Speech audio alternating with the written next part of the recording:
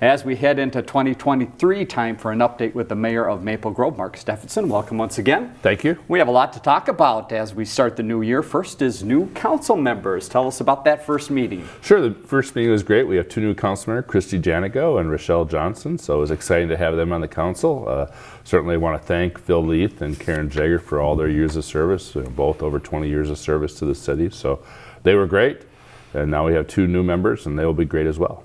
Let's talk a little bit about the local option sales tax. A lot of talk about it leading up to the election. Now, what are the next steps as we head into this year? So the next steps are the actual tax will start being imposed on April 1st, and then we'll start collecting the money. But in the same time, we're going to be sitting down and really putting our heads together on exactly what's going to go into the remodeling of the community center, how this is going to move forward, exactly what we can afford to do based on the tax. And then, there's going to be a lot of work put into that this year, and I would expect that construction will start sometime next year. All right, we'll keep an eye out for that. Let's talk about the state legislature and what's going on there and some of the bonding interest you have. Tell us about that. Sure. The main one was that we obviously had last year in the bonding bill $18 million for the community center. We've increased that ask because of inflation, but we're hopeful with the surplus that they will return to the same sort of bonding bill process, and that the city will have, $25 million of bonding money used for the community center, because that will help us greatly in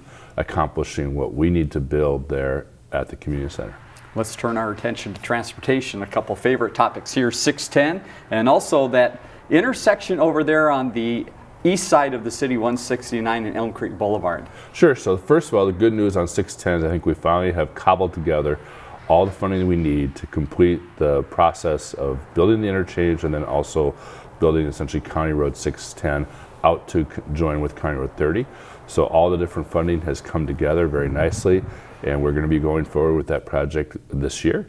And then with respect to 169 Elm Creek Boulevard, it's an interchange that needs to be redone.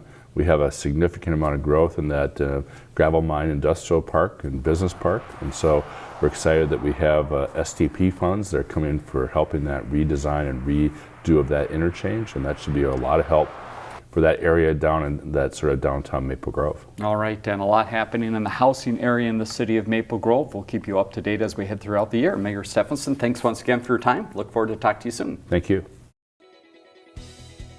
Learn more about The Connection at ccxmedia.org and follow us on social media.